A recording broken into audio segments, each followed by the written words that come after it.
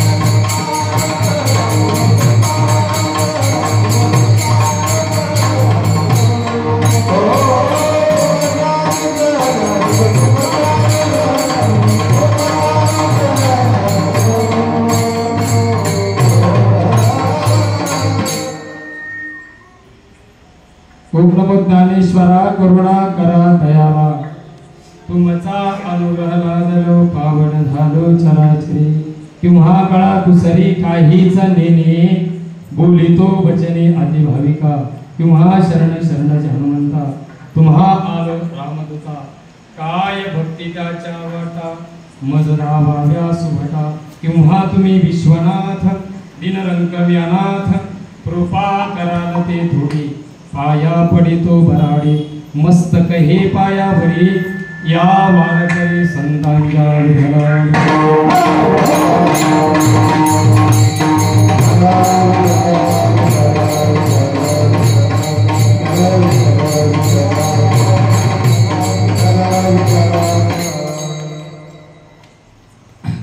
आपल्याला 20-20 खेळायची, कारण वाटचालीतलं कीर्तन एका तासाचं असतं बरं का. एकाच तासामध्ये पूर्ण आपल्याला रूपपात आलं चेनीपासून तर विठोबा रुक्माईपर्यंत एका तासात आपल्याला कीर्तन उरकायचंय. थोडंसं असं पुढं जायचंय, जास्त वेळ घ्यायचा नाही बरं का. पण तुम्ही आता थोडं लक्ष द्या. प्रस्तुत प्रसंगी सेवेकरता निवडलेला अभंग जगद्गुरु तुकोबाराय यांचा हा 4 चरणाचा आणि संतपर प्रकरणातील अभंग. विठाल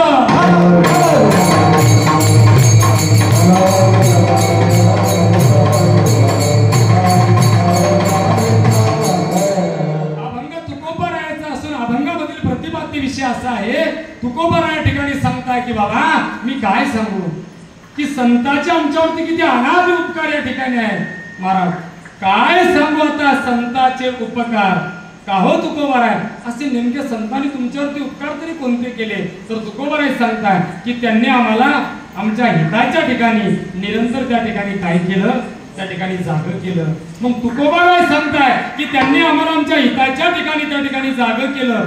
याच्यातून उतराई होण्यासाठी मी माझा जीव जरी त्या संतांच्या पायावरती ठेवला ना तरी तो त्या ठिकाणी काय तर महाराज कमी पडेल. का हो तुकोबा नेमकं संत असं करतात तरी काय. तर तुकोबाराय सांगताय की संत सहज बोलतात, पण संतांच्या सहज बोलण्यात आपल्याला हितही घडतो आणि उपदेशही घडतो. बघा एखाद्या साधकाला सहज बोलून हितही घडला नसेल, उपदेशही घडला नसेल तर संत काय करतात महाराज. संत जवळ घेतात, करुणी सायास शिकवती आपल्या जवळ घेतात आणि ते आपल्याला त्या ठिकाणी शिकवतात. महाराज संत सांभाळतात कसे लखन महाराज. तर तुकोबाराय अभंगाच्या शेवटच्या चरणात त्याचं यथार्थ वर्णन त्या ठिकाणी करताय. तुकोबाराय सांगताय की तुका म्हणे वत्स देनू येचे चित्ती. ज्याप्रमाणे महाराज एक गाय जशी रानात चरायला गेल्याच्या नंतर तिचं सर्व लक्ष महाराज तिच्या वासराकडे त्या ठिकाणी असतं, तेनेप्रमाणे संत सुद्धा तुम्हा मला तसा सांभाळ त्या ठिकाणी करत असतात. म्हणून तुकोबाराय सांगताय की याच्यातून उतराई होण्यासाठी मी माझा जीव जरी त्यांच्या पायावरती ठेवला ना तरी तो त्या ठिकाणी कमी पडेल. अशा आशयाचा साधा सोपा सरळ अभंगाचा अर्थ.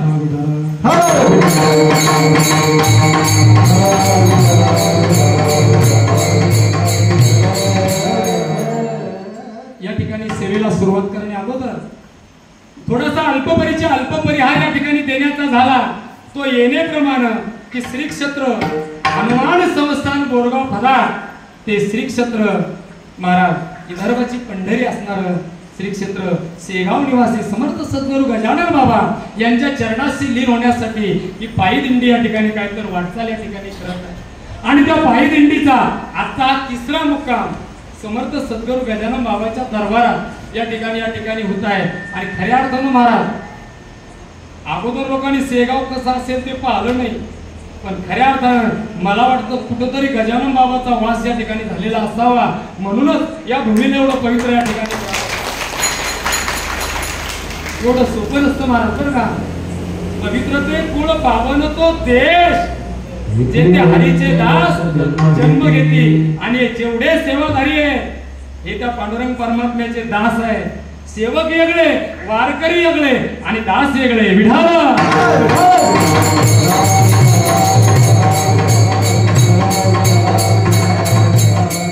दास्यत्व निकट हनुमंत पै केले, भक्त खूप झाले, पण दास्यत्व महाराज या लोकांकडे गेलं. या लोकांकडनं महाराज या वारकऱ्याची सेवा, या वारकऱ्याला अन्नदान आपण या ठिकाणी करताय. भाऊ खरं सांगतो आनंद जन्माचं तुमचं या ठिकाणी पुण्य असेल की सेवा तुम्हाला या ठिकाणी करायला मिळते. आणि याचं सर्व श्रेय या ठिकाणी या संस्थांचे अध्यक्ष, संचालक मंडळ या सर्वांना या ठिकाणी जातं. एवढं सुशोभित मंडप या ठिकाणी आहे. मी आमच्या दिंडीच्या वतीनं आपल्या या ठिकाणी ऋण व्यक्त करतो की तुम्ही आमच्या वारकऱ्याची एवढी व्यवस्था करता. आमच्याच नाही महाराज जेवढ्याही दिंड्या या परिसरातून येत असेल या दिंड्याचा मुक्काम या ठिकाणी आहे. आणि अशा ठिकाणी आपण सुद्धा आपल्या सुद्धा काही दाती लोक आहे, अशा ठिकाणी आपण सुद्धा सरळ हाताने मदत करणं. कारण उद्या काय माहित गजानन बाबा या ठिकाणी जेवतील. विठाल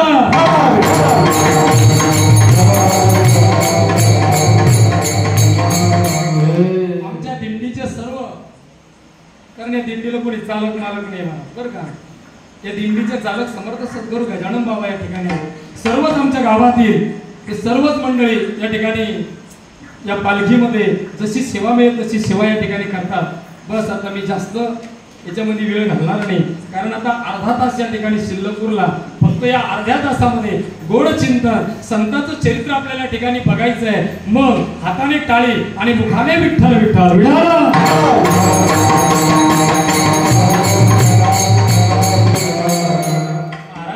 या भूतलावरती 3 प्रकारचे लोक येत असतात. एक म्हणजे तुम्हाला यावं लागतं. याचं कारण जर काही असेल तर शांतीब्रह्मनाथ महाराज त्यांच्या हरिपाठामध्ये वर्णन करतात. काय? जन्म घेणे लागे जन्म घेणे लागे वासनेच्या संगे आणि तेची झाले अंगे. भाऊ तुम्हाला जन्म घ्यावा लागतो. याचं कारण जर महाराज काही असेल ना, तुम्ही इकडे या, दूर दूर पळायचं इकडे या बरं का. हा काही कारण जर असेल महाराज तर वासना आहे. पुढे लक्ष द्या. तुम्हाला हा जो मानव देह मिळाला, या मानव देह येण्याचे कारण जर काही असेल तर पूर्वी जन्मीची आपली वासना आहे. कारण शास्त्र सांगतं अंतकालेच्या मामेव स्मरण मुक्त्वा कलेवरम. अंतकाळी महाराजाची जशी वासना असली, जड भरत राजा अरणागर्भा गेला आणि घाला तो घातला वासनेने. वासना वढाळ गाय गाड्यानो, वासना वढाळ गाय. या वासनेच्या पायी तुम्हाला जन्म घ्यावा लागतो. एक कारण या ठिकाणी स्पष्ट झालं लखन महाराज. दुसरं कारण आहे, एकाला आणावं लागतं, तो म्हणजे देव. यदा यदा हि धर्मस्य याला निर्भवती भारत अभ्युत्थानम धर्मस्य तदात्मानं सृजाम्यहं. ज्या ज्या धर्माला संकट येतं, ज्या ज्या धर्माला ग्लानी लागते, त्यावेळी दैवी शक्ती अवतार घेत असते आणि अवतार घेऊन 4 गोष्टी या ठिकाणी करते. धर्माचं पालन, अधर्माचा नाश, सज्जनाचं रक्षण आणि दुर्जनाचा संवाद. बरं का, या 4 गोष्टी करता देव अवतार घेत असतो. पण एक वर्ग आहे महाराज बरं का, एक वर्ग आहे त्यांना आणावं लागत नाही, ते स्वतःहून येत असतात. ते म्हणजे संत विठ्ठल.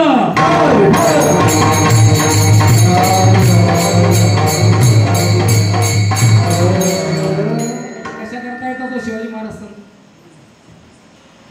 इथे उपकारासाठी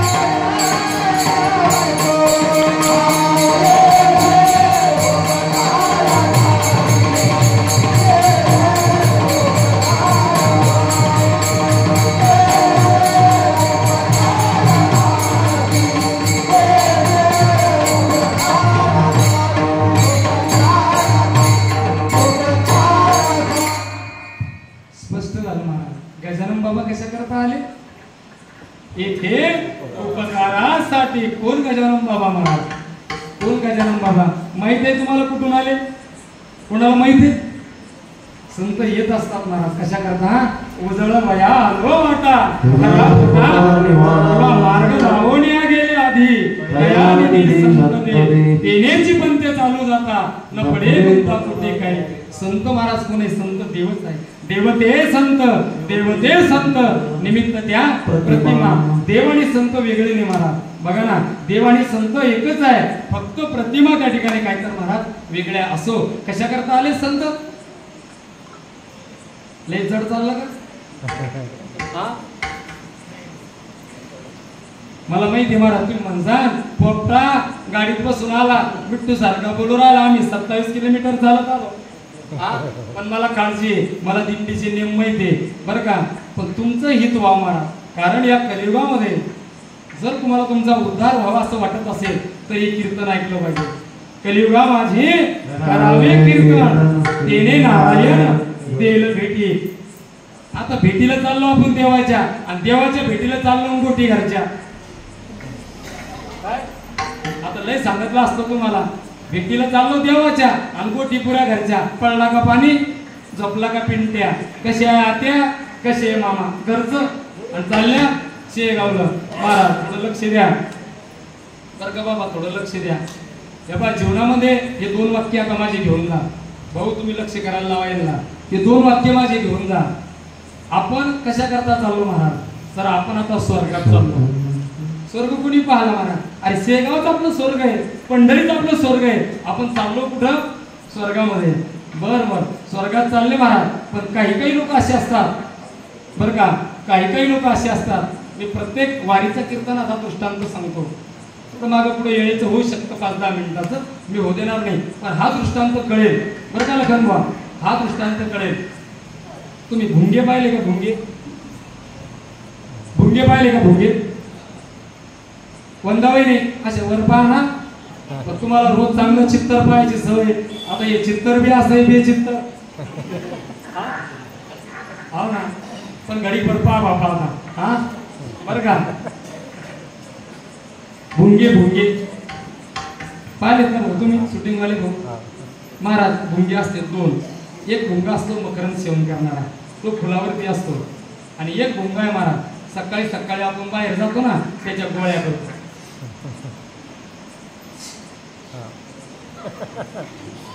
समजलं का तुम्हाला? 2 भुंगे असतात. एक भुंगा मकरंद सेवन करतो आणि एक भुंगा गोळ्या. दोन्ही भुंगे एका ठिकाणी आले.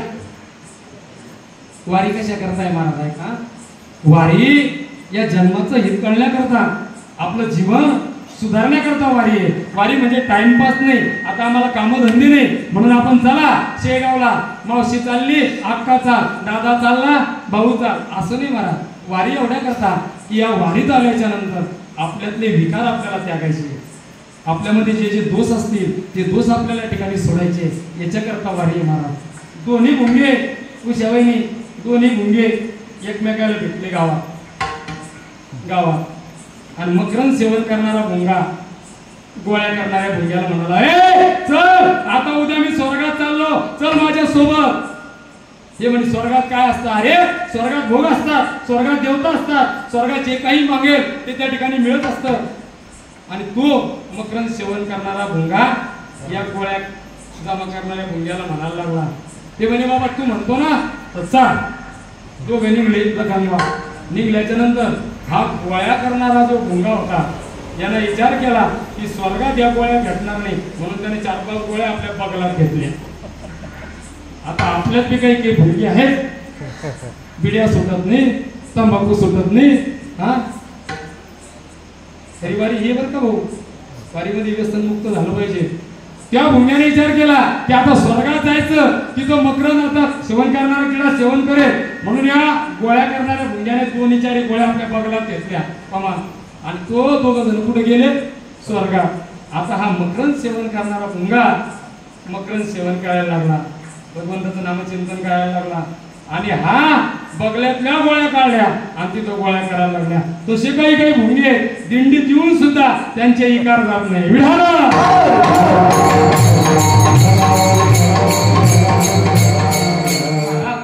2 वर्ग या ठिकाणी पडतात. एक कृतज्ञ वर्ग आहे आणि एक कृतज्ञ.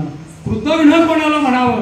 केलेल्या उपकाराची परतफेड अपकाराने करतो, याला कृतज्ञ त्या ठिकाणी म्हणतात. आणि एक कृतज्ञ आहे, केलेल्या उपकाराची फेड उपकाराने त्या ठिकाणी करतो. याच्यात 4 वर्ग पडतात महाराज बरं का. याच्यात 4 वर्ग पडतात. समजून आली भाषाबाजी? माको बहुत अच्छे लगे भाभी, तुम दिल्ली में आए ना। और दादा कहाँ है दादा? ताराचंद दादा माको इतना अच्छे लगे ओ कि आपने बाड़ी में हजारों साल हो गए एक भी दिंडी में आए नहीं, पुनः आरती करे नहीं, पुनः भजन करे नहीं, तुम दिंडी में आए, थारो कल्याण हो जाए दादा। बस एकदा जनवान गाडी वाजवा दादा, आमचं गावाचं वाडी आहे, नावच नाही देवा धर्माचं, फक्त अंबाबाईचं आलं की मग. पण आज महाराज बरं का ताराचंद दादा, तुम्हाला सांगतो, तुम्ही जेवढे वारीत आला तुम्ही खऱ्या अर्थानं आता जीवनाचा आनंद घेतला. आतापर्यंत महाराज अरे जनावर सुद्धा कुठं चरून पोटं भरतात, काही करून पोटं भरतात, पण तुम्ही या दिंडीत येऊन महाराज खऱ्या अर्थानं माणूस पण तुम्ही या ठिकाणी जागरूक केलं. एकदा याच्याकरता जोरात टाळी वाजवा. आणि आता विनंती ताराचंद दादा, यावर्षी 8 जण आले, पुढच्या वर्षी संजीव भाऊ सॉरी संजीव भाऊ यावर्षी तुम्ही 8-10 जण आले, पुढच्या वर्षी घरपीची 1 जण या. परत पैठणला सुद्धा दिंडी असते, त्या दिंडीत सुद्धा या. कारण दिंडी काय आहे मला, दिंडीने काय घडतं, 3 प्रकारचे तप घडतात, कायिक वाचिक आणि मानसिक. हे तिन्ही प्रकारचे तप वारीमध्ये घडत असतात. राम म्हणता वाट चाली यज्ञ पावला पावली मारा, एका एका पावलावरती एक एक यज्ञ या ठिकाणी घडत असतो. म्हणून तुम्ही प्रत्येक पावलावरती एक एक यज्ञ आता या ठिकाणी केला, याचं पुण्य या जन्मात तुमच्या पदरात पडणार. विढाल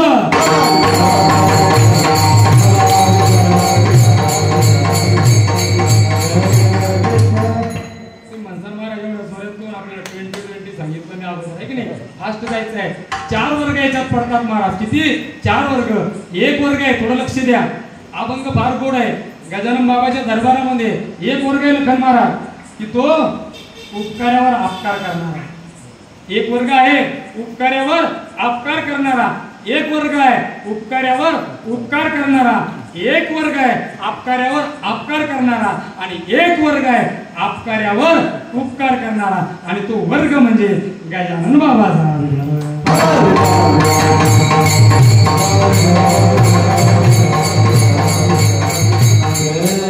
एकच दृष्टांत सांगतो, उपकारावर अपकार करणारी जात कशी आहे एवढाच एक दृष्टांत सांगतो आणि लगेच पुढे माझ्या कीर्तनाकडे निवडतो. ऐका काय झालं महाराज, सध्या आता पावसाळ्याचे दिवस आहेत. आमची धामणा नदी आमच्याकडे मोठी, या नदीला पूर आला, नदीला पूर आला. आणि त्या पुरामध्ये एक इंचू वाहत होता. कोण? इंचू वाहत होता. आता पूर जोरात आला आणि तो इंचू गाटांगळ्या खायला लागला. बरं का, इंचू गाटांगळ्या खायला लागला. मग त्या नदीमध्ये एक बेंडकी होती. बरं का, त्या बेंडकीनं त्या इंचावाला पाहिलं आणि त्या बेंडकीला कळालं अरे या इंचावाला पोहणं नाही, हा मेल्याशिवाय राहणार नाही. त्यावेळेस महाराज त्या बेंडकी त्या इंचावाच्या जवळ आली आणि त्या बेंडकीने सांगितलं बाबा अरे तू मरणार आहे, तू मरणार आहे, तू एक काम कर माझ्या पाठीवरती बस, मी तुला गंगेच्या पैर तीरावरती काय करते नेऊन घालते. महाराज इंचू बसला कोणाच्या पाठीवर? बेंडकीच्या. आणि इंचू बसल्याच्या नंतर किनाऱ्यावरती आला आणि बेंडकीने सांगितलं इंचू दादा, ए इंचू दादा जातो आता वरती. आणि असं तोंड इकडे केलं लखन महाराज आणि मागचं दिशा बेंडकीच्या बाजूला गेली. काय केलं असं बेंडकीला दादा तिने गुदगुल्या केल्या असेल का? गुदगुल्या पंढरीयांना गुदगुल्या केल्या असेल का? इंचाचा स्वभाव आहे महाराज. त्याने काय केलं? ठणका मारला. काय ठणका मारला? याला काय म्हणतात? उपकार्यावरती अपकार करणारी जात. इंचवाची नांगी जैसा दुर्जन सर्वांगी. महाराज इंचवाच्या नांगीची विषय कोणाच्या? इंचवाच्या. पण समाजामध्ये असे दुर्जन लोक आहे महाराज की त्यांच्या कणाकणामध्ये काहीतरी विष टाचून भरलं. मग अशा लोकांपासून आम्हाला सावध होण्यासाठी ही वारी. जाऊ द्या, आपला एक वर्ग आहे उपकार्यावरती उपकार करणारा. सर्वांना सांगत जर बसले तर वेळ खूप जाईल आपली. बरं का, बरं का. एक अपकार्यावरती अपकार करणारा वर्ग आहे आणि एक अपकार्यावरती सुद्धा उपकार करणारा तो संतांचा वर्ग. आणि म्हणून तुकोबाराय सांगतात की अपकार्यावरती जे उपकार करतात अशा संतांचं मी काय सांगू. अभंगाचं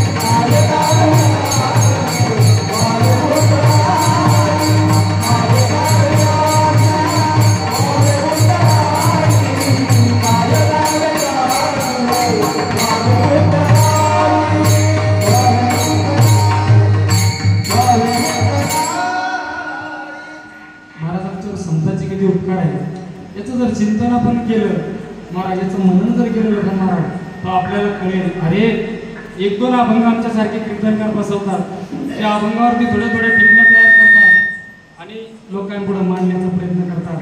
पण आम्ही कधी असं आत्मचिंतन केलं का? कधी आम्ही आत्मपरीक्षण केलं का की आमच्या संतांचे आमच्यावरती किती उपकार आहेत, किती उपकार आहेत महाराज संतांचे. हे उपकार मी 5च मिनिटामध्ये तुम्हाला सांगतो आणि एक दृष्टांत देऊन सेवा या ठिकाणी संपवतो.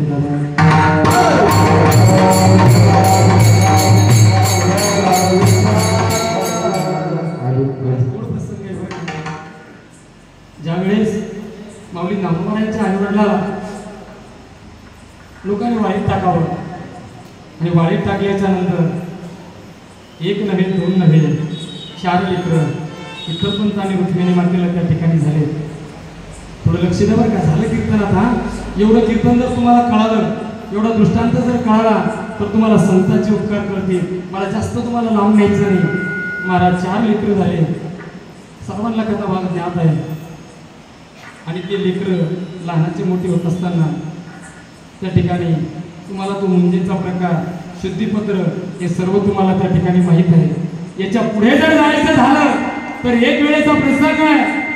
महाराज निवृत्ती दादा, माऊली ज्ञानोबाराय, सोपान काका, आईसाहेब मुक्ताई आपल्या कुटियामध्ये बसलेले आहेत.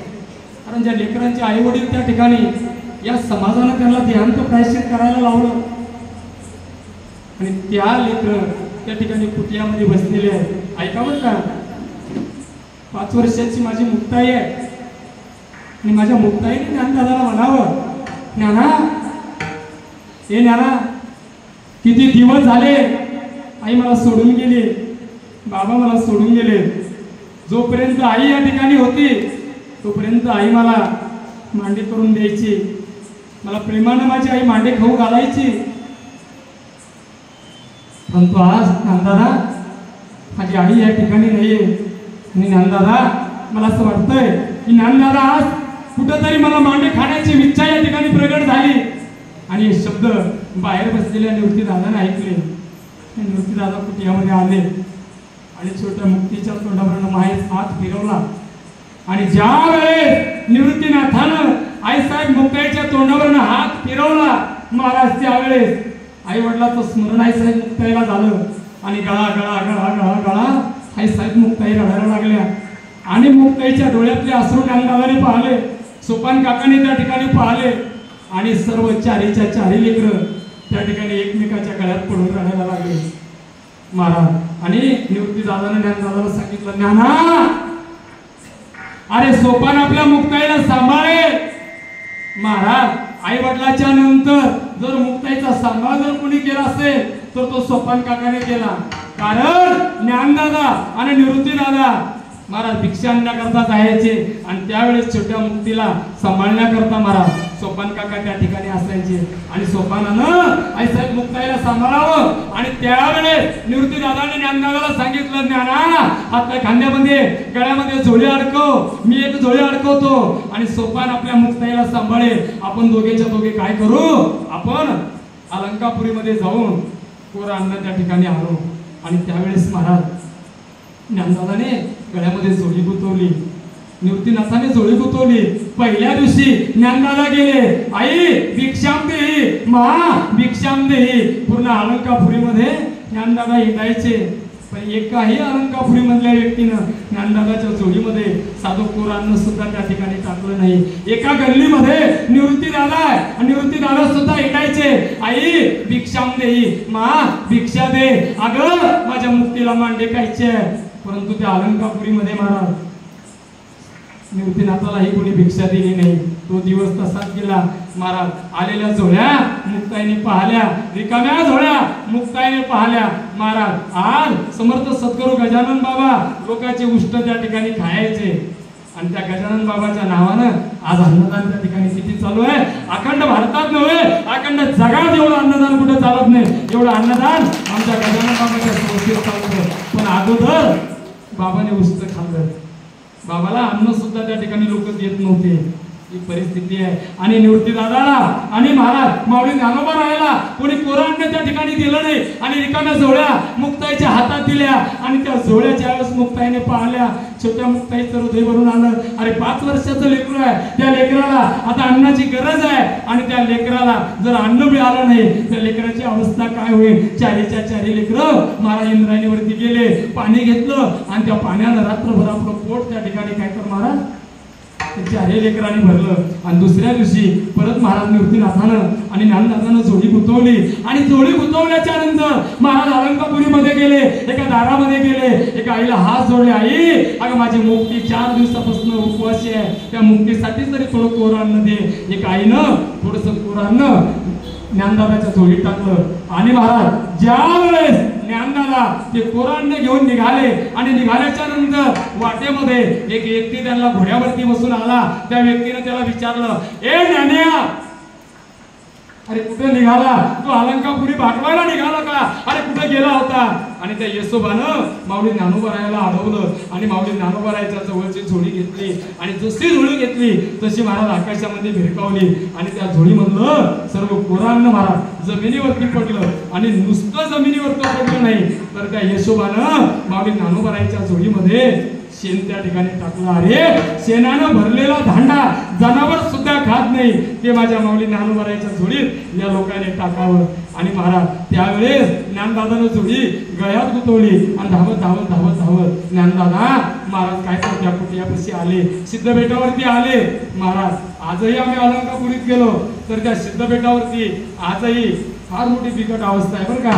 अलंकापुरी बाकीच्या सुधारणा झाल्या पण सिद्धबेटावरती आजही जर गेलो महाराज तर आजही असं वाटतं की ते माऊली ज्ञानोबराय बसलेले आणि ते रागातच बसलेले की काय असं त्या ठिकाणी वाटतंय. माऊली ज्ञानोबराय कुटियाकडे आले आणि कुटियात आल्याच्या नंतर एका तिला माऊली ज्ञानोबरायने गळ्यामधली झोळी त्या ठिकाणी अडकवली आणि जशी झोळी अडकवली मुक्ताईला असं वाटलं माझ्या ज्ञानदादानं आता काहीतरी आणलेलं असावं आणि मुक्ताई धावत धावत त्या झोळीकडे यायला लागल्या. तेवढ्यात महाराज तेवढ्यात ज्ञानदादा कुटियामध्ये गेले आणि ज्ञानदादानं ती कुटिया त्या ठिकाणी काहीतरी महाराज बंद केली. कुटियाचं दार माऊली ज्ञानोबरायानं बंद केलं. मुक्ताईनं झोळीत हात घातला आणि हात घातल्याच्या नंतर शेण मुक्ताईच्या हाताला लागलं. मग मुक्ताईला कळालं माझा ज्ञानदादा का आत गेलाय. आणि त्यावेळेस ज्ञानदादा कुटियामध्ये जाऊन बसले आणि महाराज हे मुंडकं आपल्या गुडघ्यामध्ये घातलं आणि ढसा ढसा ढसा ढसा जगाचा मालक माऊली ज्ञानोबराय त्या कुटियामध्ये रडत होता. आणि हे माझ्या आईसाहेब मुक्ताईनं पाहिलं आणि मुक्ताईनं पाहिल्याच्या नंतर मुक्ताई ज्ञानदादाला समजावते काय अधिकार असेल महाराज माझ्या मुक्ताईचा. आम्ही लोक थोडे थोडे कीर्तन बसवतो, थोडं थोडं बोलतो, पण कधी आम्ही आत्मचिंतन केलं, आम्ही कधी आत्मपरीक्षण केलं की आमच्या संतांनी आमच्याकरता किती केलं. आणि महाराज त्यावेळेस मुक्ताई रडायला लागल्या. ज्ञानदादाला त्या कुटियाच्या खिडकीतून पाहिलं आणि पाहिल्याच्या नंतर मुक्ताई ज्ञानदादाला म्हणते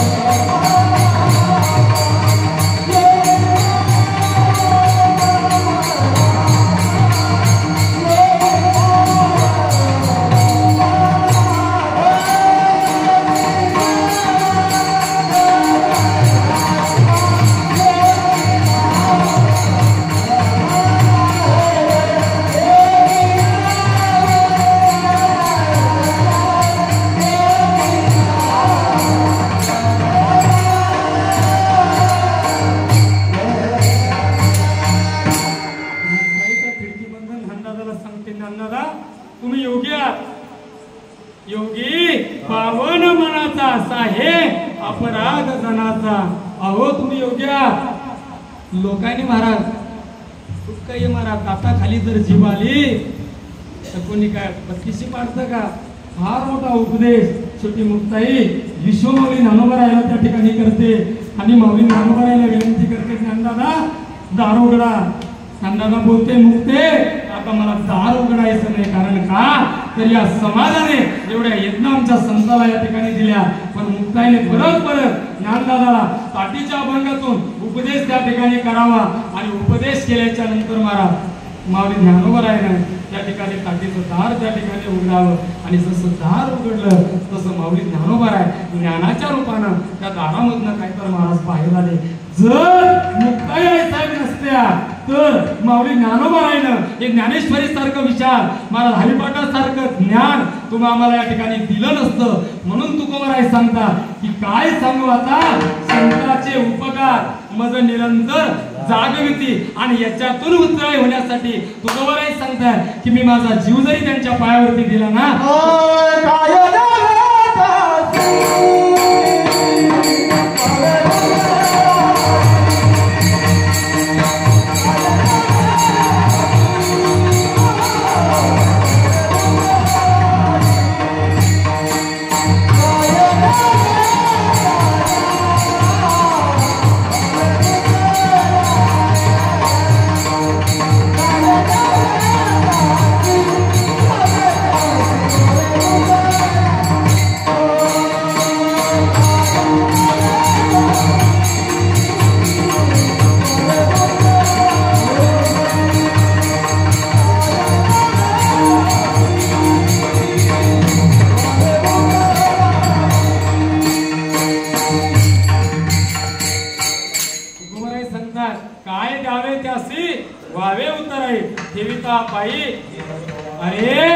माऊली ज्ञानोबरायच्या चरणावरती महाराज मुक्ताईच्या चरणावरती आम्ही आमचा जीव जरी त्या ठिकाणी दिला तरी त्यांच्या उपकारातून आम्ही उतराई त्या ठिकाणी होत नाही. संत काय करतात महाराज सहज बोलतात. गजानन बाबा सहज बोलायचे पण सहज बोलण्यात इथंही घडायचा आणि उपदेशही घडायचा. जर एखाद्या साधकाला तुकोबराय सांगतात इथंही घडला नाही उपदेशही घडला नाही तर ते त्याला जवळ करायचे.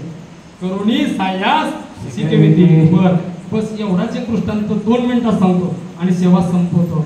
बघा एवढ्या करता सांगतो की जीवनात महाराज संगत कोणाची करायला पाहिजे. संगत करे बडे की तो बडत बडत जाय. संगत करे टिम्म टिम्म की तो लाता. म्हणून संगत चांगली जरुरी बरं का. झालं आपलं कीर्तन. आता एक 2 मिनिटाचा दृष्टांत तुम्हाला संगतीचा सांगतो आणि सेवा या ठिकाणी संपवतो. महाराज आमच्या गावात बरं का हो आमच्या गावात एक येणा नाऱ्या आहे पहा. तो नाऱ्यांनी मारे आज असतं का कोण एक येणा नारे आहे. इथं कोणाचं नाव असेल तर माफ करा बरं का. असेल कोणाचं तर आमच्या गावचं सांगतो बरं का. येणा नारे आहे पहा. तुमच्या चेहऱ्यावरची थोडीशी आता एक साहेबींची दुसरी फवारणी करतो आणि लगेच सोमून टाकू साहेबीने कमेंटला ना एवढी फवारणी आहे का. ही फवारणी बी आहे आणि याच्यातून तुम्हाला उपदेश बी घडणार आहे. ऐका बरं का करणार. आमच्या गावात एक येणार आहे. एक दिवस चोर आले आमच्या गावात 4. किती चोर 4च येत असतात नेऊन टाकायला पण ते आपला अभ्यास नाही. जाऊ दे तिकडे जायचं नाही टाइम कमी बरं का. 4 चोर आले आमच्या गावात आणि चोर आल्याच्या नंतर महाराज चोर का शिकावा बी येते का. महाराज लोकांनी चला आली दिंडी चला गजानन बाबाच्या मंदिरात. असं थोडी असतो चोरांचं. अगोदर चोर पहिल्या दिवशी येतात हुशारीने ते पाहिजे. कोणत्या गल्ली कोणती सासू आपल्या सुनाला रातभर झोपू देत नाही. टुनटुन टुनटुन टुनटुन करते. त्या गल्लीत चोर जात नाही.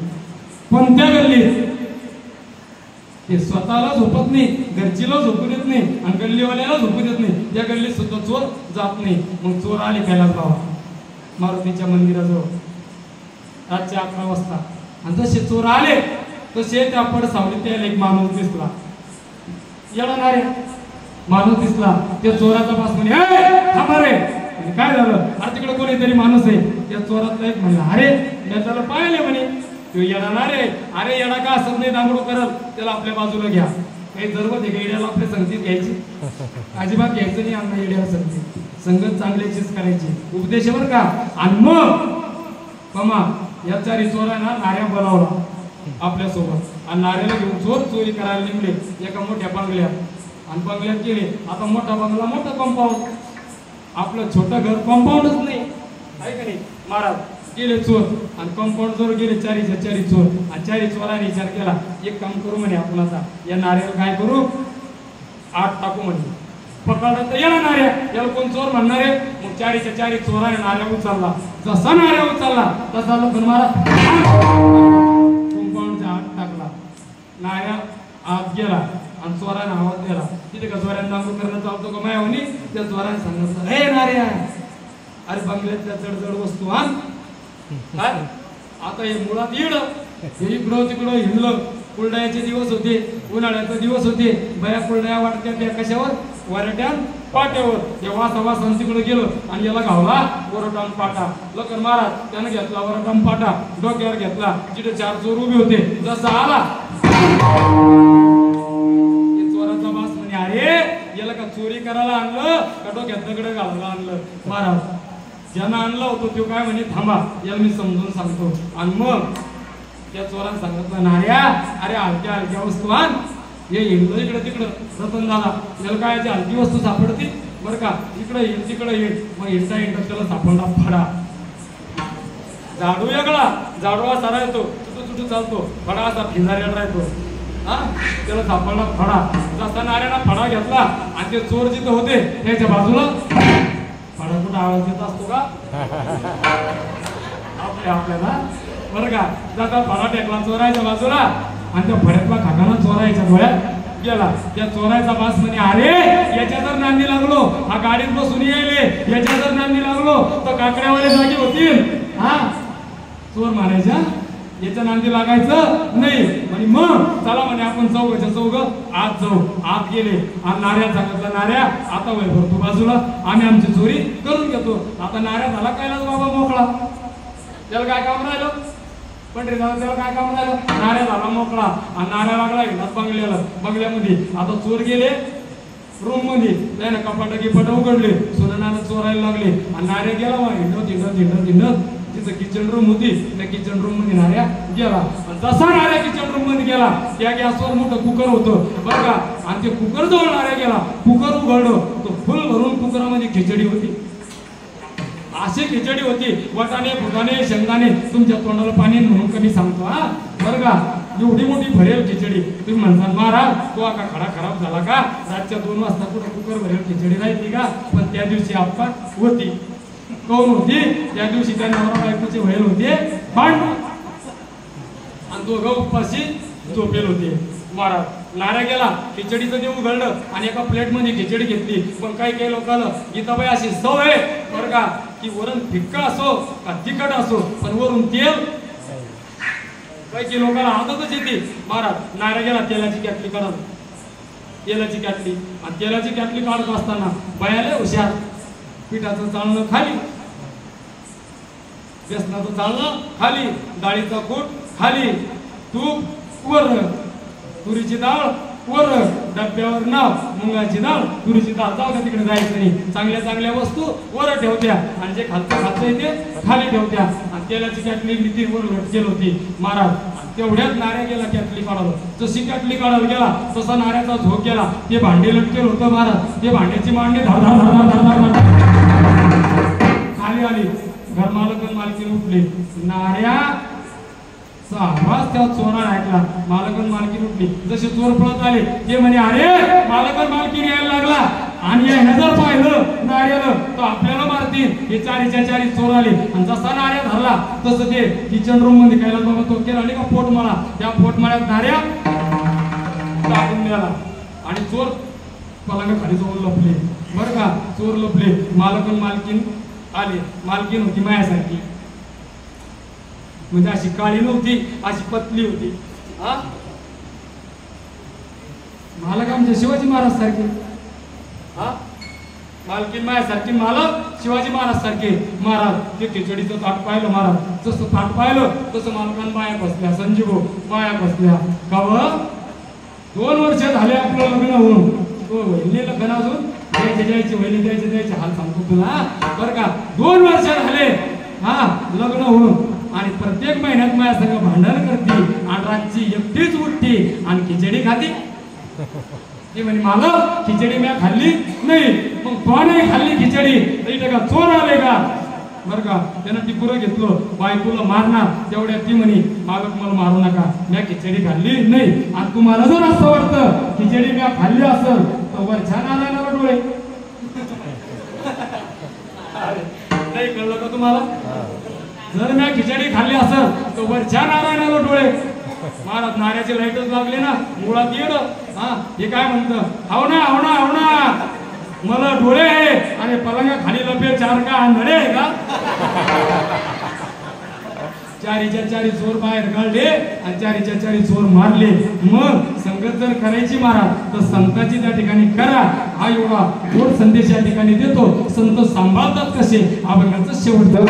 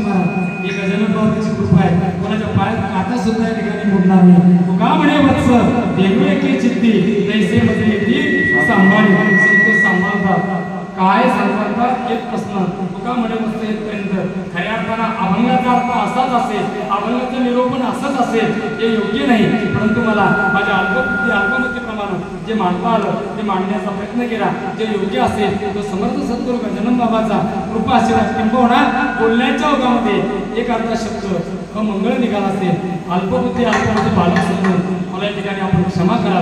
झालेली सेवा माऊली नामोबाईच्या चरणी, जगद्गुरु तुकोबारायच्या चरणी, माझा आराध्य देव शांतीनाथ महाराजांच्या चरणी, समर्थ सद्गुरू गजानन बाबाच्या चरणी, तुम्हा सर्व वारकऱ्यांच्या चरणी समर्पण करून सेवेला याच ज्ञानेश्वर